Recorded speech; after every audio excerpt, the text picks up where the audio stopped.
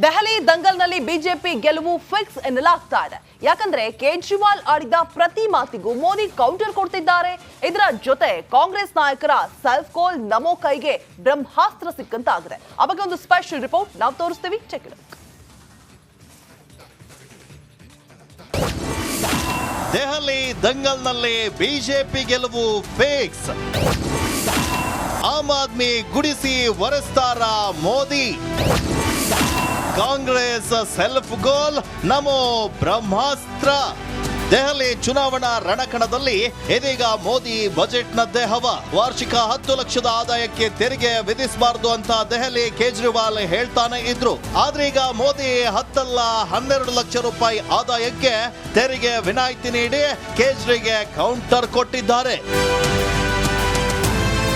S, 12 ಲಕ್ಷದವರೆಗಿನ ಆದಾಯಕ್ಕೆ ತೆರಿಗೆ ವಿನಾಯಿತಿ ನೀಡಿದ್ದು ದೆಹಲಿ ಮತದಾರರ ಮೇಲೆ ಪರಿಣಾಮ ಬೀರಿದೆ.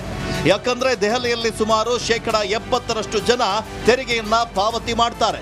ಹೀಗಾಗಿ ಈ ಬಜೆಟ್ ನೇರವಾಗಿ ದೆಹಲಿ ಮತದಾರರ ಮೇಲೆ ಪ್ರಭಾವ ಬೀಳಲಿದ್ದು ಬಿಜೆಪಿಗೆ ಮತ್ತಷ್ಟು ಮತಗಳು ಬರೋ ಸಾಧ್ಯತೆ ಇದೆ.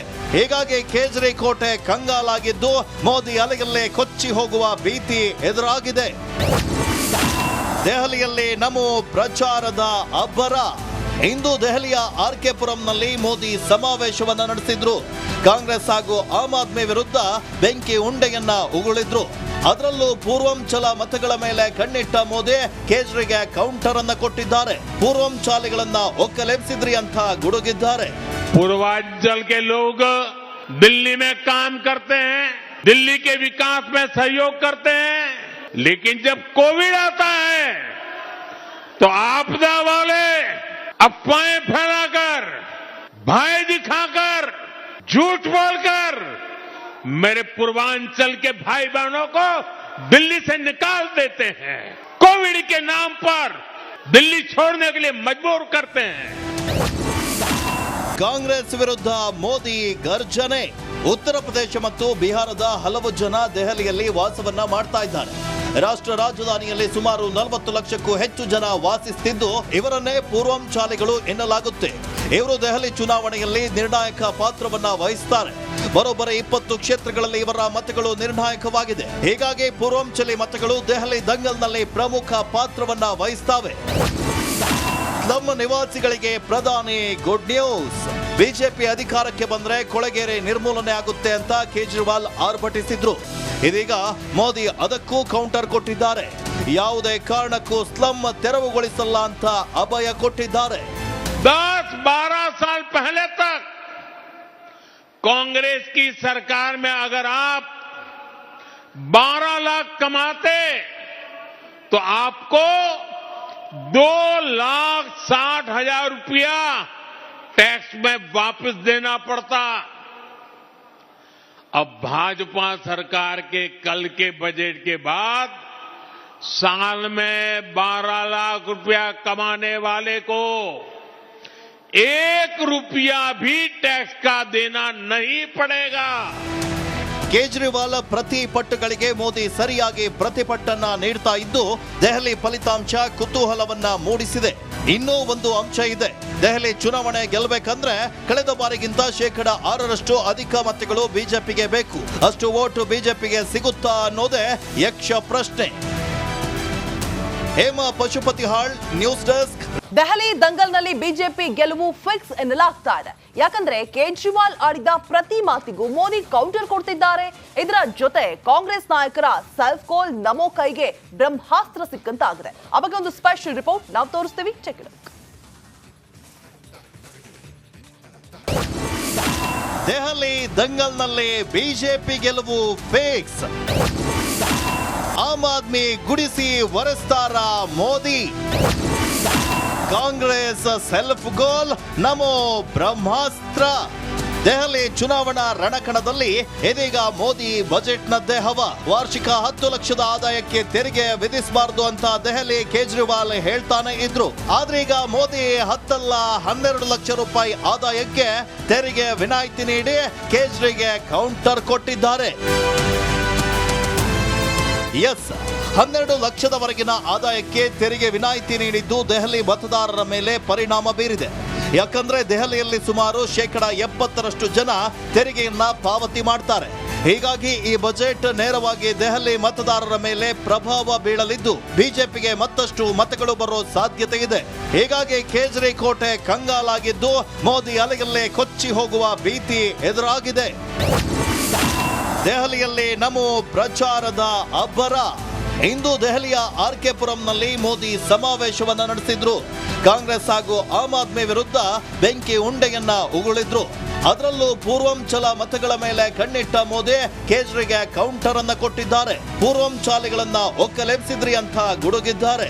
पूर्वांचल के लोग दिल्ली में काम करते हैं, दिल्ली के विकास में सहयोग करते हैं, लेकिन जब कोविड आता है तो आपदा वाले अफवाहें फैलाकर, भय दिखाकर, झूठ बोलकर मेरे पूर्वांचल के भाई बहनों को दिल्ली से निकाल देते हैं, कोविड के नाम पर दिल्ली छोड़ने के लिए मजबूर करते हैं। ಕಾಂಗ್ರೆಸ್ ವಿರುದ್ಧ ಮೋದಿ ಗರ್ಜನೆ. ಉತ್ತರ ಪ್ರದೇಶ ಮತ್ತು ಬಿಹಾರದ ಹಲವು ಜನ ದೆಹಲಿಯಲ್ಲಿ ವಾಸವನ್ನ ಮಾಡ್ತಾ ಇದ್ದಾರೆ. ರಾಷ್ಟ್ರ ರಾಜಧಾನಿಯಲ್ಲಿ ಸುಮಾರು 40 ಲಕ್ಷಕ್ಕೂ ಹೆಚ್ಚು ಜನ ವಾಸಿಸುತ್ತಿದ್ದು ಇವರನ್ನೇ ಪೂರ್ವಾಂಚಾಲಿಗಳು ಎನ್ನಲಾಗುತ್ತೆ. ಇವರು ದೆಹಲಿ ಚುನಾವಣೆಯಲ್ಲಿ ನಿರ್ಣಾಯಕ ಪಾತ್ರವನ್ನ ವಹಿಸುತ್ತಾರೆ.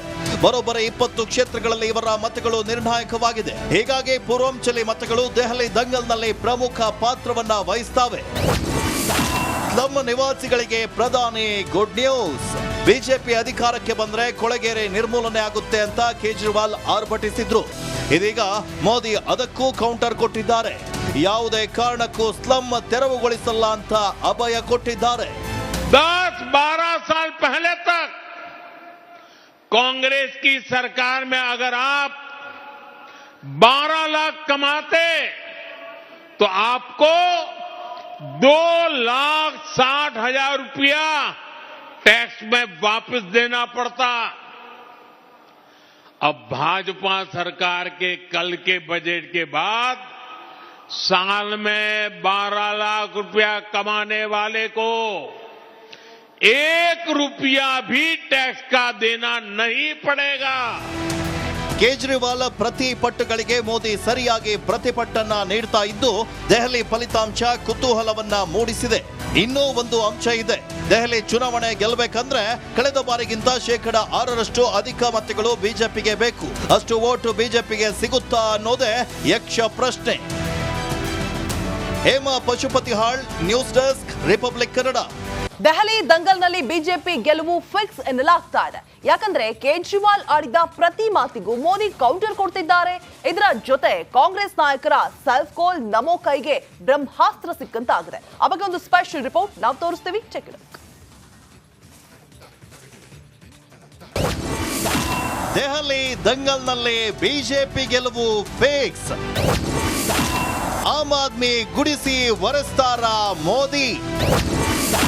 ಕಾಂಗ್ರೆಸ್ ಸೆಲ್ಫ್ ಗೋಲ್ ನಮೋ ಬ್ರಹ್ಮಾಸ್ತ್ರ. ದೆಹಲಿ ಚುನಾವಣಾ ರಣಕಣದಲ್ಲಿ ಇದೀಗ ಮೋದಿ ಬಜೆಟ್ನದ್ದೇ ಹವ.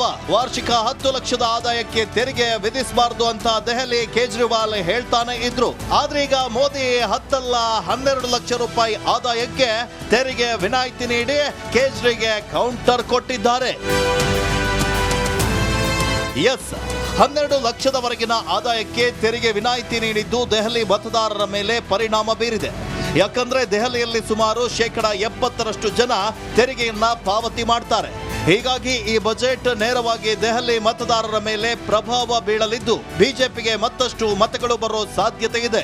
ಹೀಗಾಗಿ ಕೇಜ್ರಿ ಕೋಟೆ ಕಂಗಾಲಾಗಿದ್ದು ಮೋದಿ ಅಲೆಯಲ್ಲೇ ಕೊಚ್ಚಿ ಹೋಗುವ ಭೀತಿ ಎದುರಾಗಿದೆ. ದೆಹಲಿಯಲ್ಲಿ ನಮೋ ಪ್ರಚಾರದ ಅಬ್ಬರ. ಇಂದು ದೆಹಲಿಯ ಆರ್ಕೆ ಪುರಂನಲ್ಲಿ ಮೋದಿ ಸಮಾವೇಶವನ್ನ ನಡೆಸಿದ್ರು. ಕಾಂಗ್ರೆಸ್ ಹಾಗೂ ಆಮ್ ಆದ್ಮಿ ವಿರುದ್ಧ ಬೆಂಕಿ ಉಂಡೆಯನ್ನ ಉಗುಳಿದ್ರು. ಅದರಲ್ಲೂ ಪೂರ್ವಾಂಚಲ ಮತಗಳ ಮೇಲೆ ಕಣ್ಣಿಟ್ಟ ಮೋದಿ ಕೇಜ್ರಿಗೆ ಕೌಂಟರ್ ಅನ್ನ ಕೊಟ್ಟಿದ್ದಾರೆ. ಪೂರ್ವಾಂಚಾಲಿಗಳನ್ನ ಒಕ್ಕಲೆಬ್ಸಿದ್ರಿ ಅಂತ ಗುಡುಗಿದ್ದಾರೆ. पूर्वांचल के लोग दिल्ली में काम करते हैं, दिल्ली के विकास में सहयोग करते हैं, लेकिन जब कोविड आता है तो आपदा वाले अफवाहें फैलाकर, भय दिखाकर, झूठ बोलकर मेरे पूर्वांचल के भाई बहनों को दिल्ली से निकाल देते हैं, कोविड के नाम पर दिल्ली छोड़ने के लिए मजबूर करते हैं। ಕಾಂಗ್ರೆಸ್ ವಿರುದ್ಧ ಮೋದಿ ಗರ್ಜನೆ. ಉತ್ತರ ಪ್ರದೇಶ ಮತ್ತು ಬಿಹಾರದ ಹಲವು ಜನ ದೆಹಲಿಯಲ್ಲಿ ವಾಸವನ್ನ ಮಾಡ್ತಾ ಇದ್ದಾರೆ. ರಾಷ್ಟ್ರ ರಾಜಧಾನಿಯಲ್ಲಿ ಸುಮಾರು 40 ಲಕ್ಷಕ್ಕೂ ಹೆಚ್ಚು ಜನ ವಾಸಿಸುತ್ತಿದ್ದು ಇವರನ್ನೇ ಪೂರ್ವಾಂಚಾಲಿಗಳು ಎನ್ನಲಾಗುತ್ತೆ. ಇವರು ದೆಹಲಿ ಚುನಾವಣೆಯಲ್ಲಿ ನಿರ್ಣಾಯಕ ಪಾತ್ರವನ್ನ ವಹಿಸುತ್ತಾರೆ.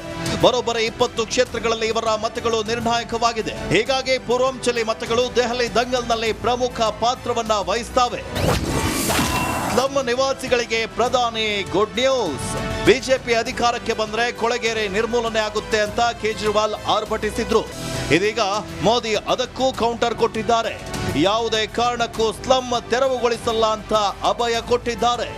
10-12 साल पहले तक कांग्रेस की सरकार में अगर आप 12 लाख कमाते तो आपको 2,60,000 रुपया टैक्स में वापस देना पड़ता।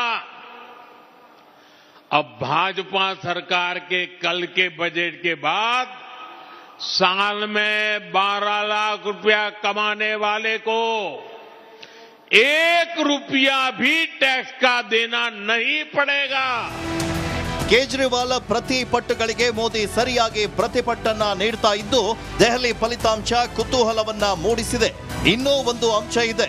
ದೆಹಲಿ ಚುನಾವಣೆ ಗೆಲ್ಲಬೇಕಂದ್ರೆ ಕಳೆದ ಬಾರಿಗಿಂತ 6% ಅಧಿಕ ಮತಗಳು ಬಿಜೆಪಿಗೆ ಬೇಕು. ಅಷ್ಟು ವೋಟ್ ಬಿಜೆಪಿಗೆ ಸಿಗುತ್ತಾ ಅನ್ನೋದೇ ಯಕ್ಷ ಪ್ರಶ್ನೆ.